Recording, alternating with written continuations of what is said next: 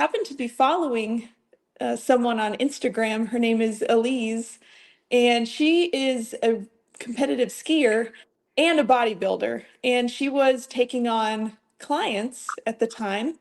And so I had reached out and she accepted me as a client. And really at that time, my goals were to gain a better knowledge of nutrition and how to fuel my body properly. Um, and also, I really wanted to squat 225 pounds. That was a personal goal at the time, and really establish a solid routine in the gym and really learn how to lift weights to put on muscle. So I worked with her for 6 months, and this was around 2021 to 2022 when I was doing this with her. And in that 6 months, I experienced an incredible transformation, physically and mentally, of course. And it really became addicting to see the changes week over week. And when I completed my time with her, that really fueled my fire to continue going um, down the route that I was going on. And I hadn't necessarily been thinking about competing in a bodybuilding competition at that point in time. I was just still very interested in working with a coach to build muscle on my frame and really um, have the guidance from somebody to help me with that aspect. So um, and I remember asking her when we finished working together, I asked her, do you think I have what it takes to be a bodybuilder? I'm very casually thinking about it. And still to this day, her words um, were the encouragement that I needed to get to this point in time. And she told me, yes, I do think you have what it takes to be a bodybuilder. And so that stuck with me um, throughout my entire journey. And to this day, I credit her for getting me into bodybuilding and introducing me to bodybuilding. So shout out to Elise for all of her guidance and all of her encouragement, and it really means a lot to me. So at that point, I moved to Georgia, which is where I currently reside. And I found my next coach on Instagram as well, Casey with Complete Coaching, and that's who I currently work with um, at this point in time. And we've been working together for a little over 2 years now. And when I started working with her, I also told her, I'm not really interested in competing, but I really want to build muscle. And I really just love being in the gym. I love lifting weights, but I also need to learn more about nutrition. And that's when I learned how to start tracking my macros. I had never really known what any of that was prior to working with her. So she really educated me on the nutrition aspect and really how to build a proper plate, um, fiber, all your micronutrients as well as the macronutrients aspect. So once I got that um, more under more in check, and we started working together. Um, she's an IFBB bikini pro, so being under her tutelage, I was able to kind of look at her Instagram, look at other people's Instagrams that she was following, and really become a fan of the sport before even competing in the first place. So she really introduced me to the ins and outs of bodybuilding through following her. And about this time last year was when I had reached out to her saying, hey, I'm interested in competing. And what do you think about that? And you know what she said? She said, I think you can do it. And let's work together to put a timeline out on the table to see when would be the perfect time for you to do that. And it just so happened that I was bulking all of last year. So we were building up my calories and we were really just building out my musculature on my frame as a whole because that is what I wanted to do in the first place. But it just so happened that was the perfect transition for me to begin a prep for a competition. So we started building for figure, is what we called it, Operation Build for Figure. And we started that in November of last year. And I began my prep this year in February. And I stepped on stage for the first time in August here in Atlanta at the OCB Divine Muscle. And I want to talk about also why I chose the figure division in the first place, because as most people know, women tend to start off in the bikini division. That's just the most popular. And there's a lot of coaches that are, that they have fine-tuned their skills to coach women for bikini.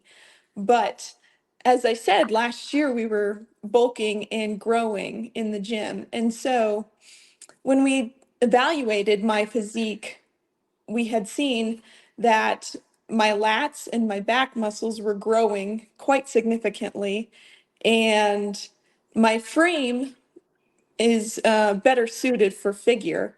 And I was really also attracted to the physiques within the figure division. I thought they're really beautiful, very symmetrical. And of course, I look up to Sid Gillen. She is the picturesque, she is the picture of figure. And so I was really attracted to that division, and that's why I selected it. But, it was twofold. I really was interested in figure, but it just so happened that luckily my frame and my build is very much suited for the division. Like, do you want to remain in the OCB, or would you go to the NPC, move to the NPC for out of curiosity?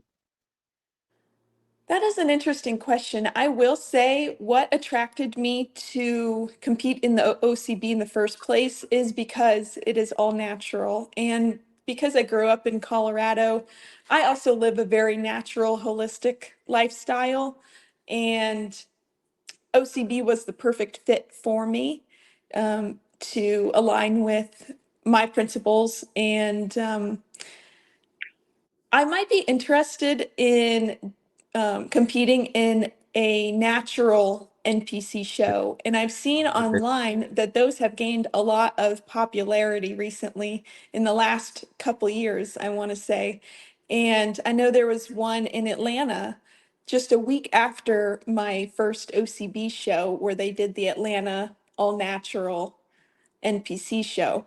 So that is one thing that if I were to switch to the NPC, I still think I would compete in the tested shows, just because it's important to me that everyone's on a level playing field. When we all step on stage together, everybody knows that you've been tested and that you're competing as a natural bodybuilder. Yeah, so somebody told me that they had a natural um competition in NPC. Yeah. Um, Yes, and yeah, I think they're starting to um, roll out more of those natural shows within the NPC because they know that people are interested.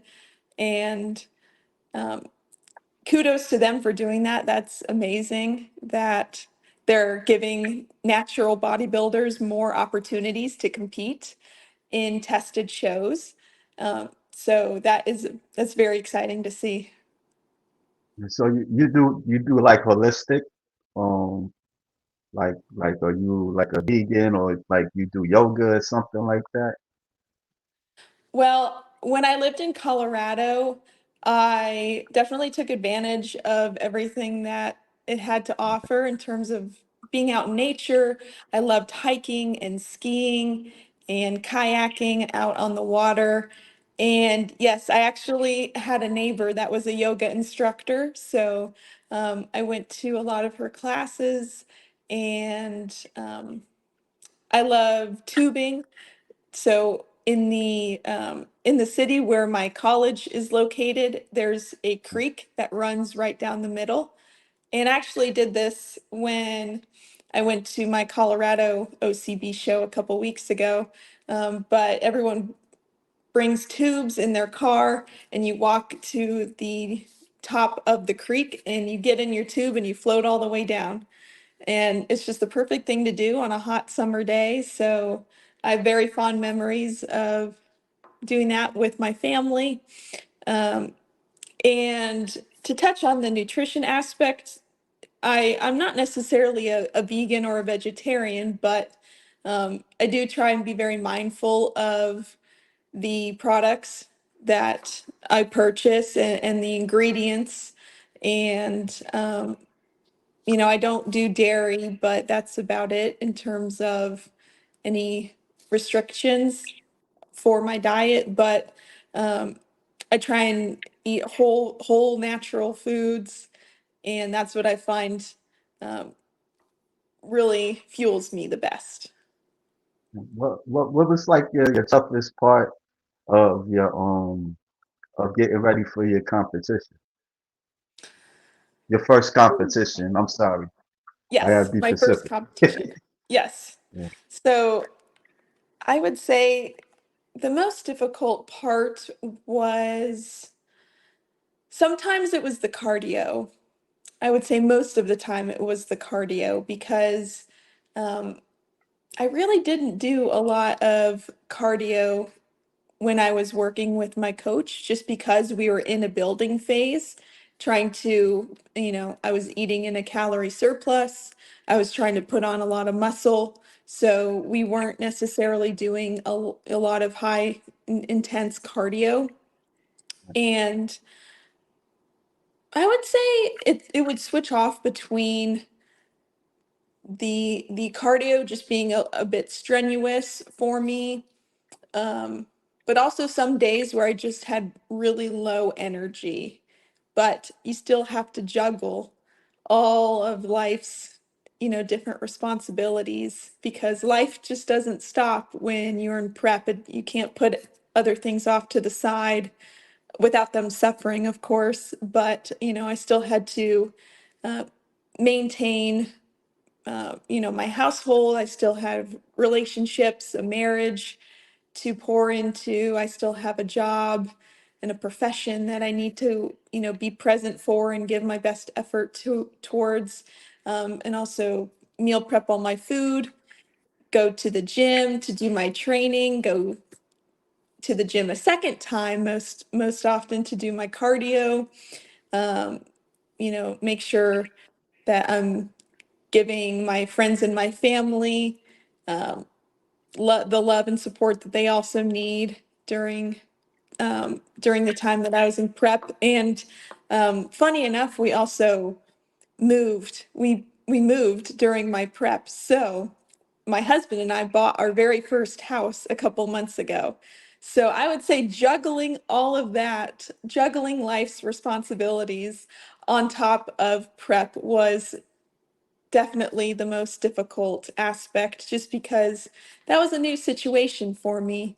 This is our very first house, and we were renovating it ourselves, partially. So, a lot of really hard, strenuous manual labor that went into that while I was tired on low food and low energy during prep. And that was certainly a struggle at times, but my goodness, the reward was definitely worth it.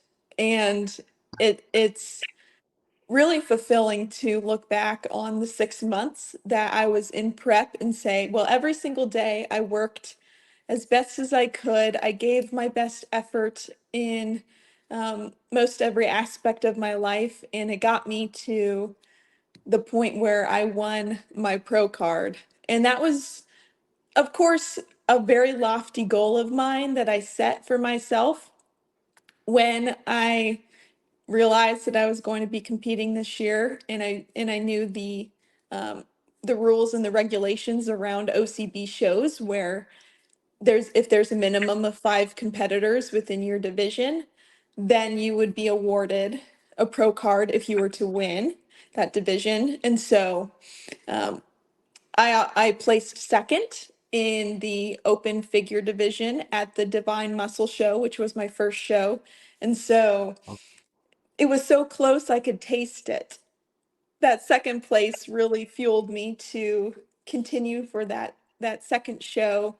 And when I did win the second show, all of those emotions came flooding in, just recognizing all the hard work that I put in and all the support from my friends and family that got me there. And I definitely was celebrating that victory. so you taking a break from from competing? I thought I heard you correctly. I don't know Yes. if I misunderstood. Oh, okay. Y- It's a yes. lot, right? You, You are, yes, it is a lot. I would say, um, so what's wonderful is that I actually received feedback from the judges from both of my shows already. yeah, So we're able to implement the feedback right away, which was that I need to put on size overall um, on my physique and just take some time off to grow and grow some more muscle.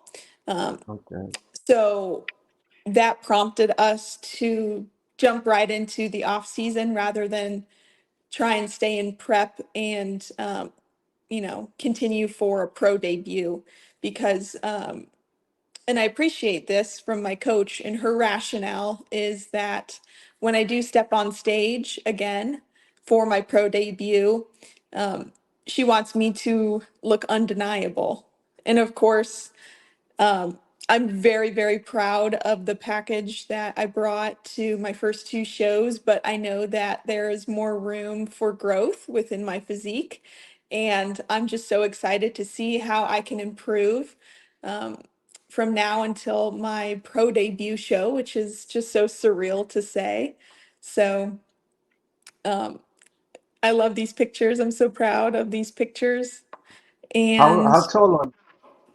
I'm very tall. I'm 5'9". So Oh, wow. there's definitely more opportunity to put more muscle on my frame, given that I am a very tall woman, comparatively. Yeah, So, because you're a um, figure, so I know yes, you're tall and lean. yes, Yeah, yes. yeah. So Oh, go ahead. I'm sorry. I was going to say, um, what impressed me quite a bit, was the fact that at my peak bulk weight in the middle of last year, I was 170 pounds. And on show day, I was 132 pounds at 5'9". And I was able to get down to around 9.9% body fat. I did a scan a couple days before my first show, and seeing that I was sub 10% body fat, I was like, oh my goodness, I don't think I've never been that lean in my entire life. I don't think I've been in the 130 range since I was a small freshman in high school. But of course, now I have a lot more muscle, and that was very impressive to see. And really, it's just a testament to my coach's philosophy and the program that I've been running with her. And I've definitely trusted the process. So for 22 months, that's how long it took from the time that I began working with my coach Casey until I stepped on stage for the first time. And in those 22 months, we we were eating in a I was eating in a calorie surplus. I was building up my muscle. And then when we decided that I wanted to compete, then we did a small pre-prep mini cut just to shed about 10 pounds to put me in a better position to begin my prep in February. And the rest is history. What would you say what's like the difference between you as a collegiate level runner, track and field athlete to a bodybuilder? I would say that as a collegiate runner, I was juggling many hats, especially at Colorado School of Mines. It is a STEM school, so I majored in biochemistry, which was very difficult. But I would say, I was wearing my student hat during the day. And so I would focus primarily on um, my classes and my studies and finishing my homework and making sure that I was getting good grades in the classroom. And then when the afternoon rolled around and I had to go to track practice, then I'd take that hat off, put on my collegiate track athlete hat, and give it my all at practice and at the meets on the weekends. And then, I was in a relationship with my now husband. So then I'd, put that hat on to be a good girlfriend and, a daughter. So I was juggling many hats. And so then what I'm trying to allude to is that I could switch on and off that college track athlete identity. Um, but what I've noticed is as a bodybuilder, you have to be on all the time. There's never really a period where you can neglect it or turn it off. Um, and that's because, you have to always think about your meals, you have to think about your water intake, your training, everything, all those little things really do compound to make big differences in your day-to-day improvements as a bodybuilder. And so, even from the supplements I take to the different foods that I consume, everything makes a difference. And so I would say that's the biggest comparison is, you can switch on and off that collegiate track identity, but at least for me, I'm on all the time as a bodybuilder. I'm always thinking about, how is this going to um, help or hinder me as a bodybuilder? Yeah, it's a different world. Like for Yes. me, I'm like an average guy, you know. I worked out at times, but I never did bodybuilding. I seen it on TV. I went to my I went to two shows this year. I went one of them was in OCB like couple of wait, this is last month, August, early Mhm. August, and the other one I went to the New York Pro. Yeah, it was an experience with the OCB. You know, I know. Well, I'm in Brooklyn, Okay. and you know, I went to like a campus, and they had this show like in this auditorium and stuff. I could show Yes. you some pictures real quick, and you know, this is what they was. You know, like these were like physique competitors. You They know, look wonderful. yeah, yeah. This is the figure. You see Oh, the young beautiful. lady on my left Yes, that in the blue suit. right, she won. Yes.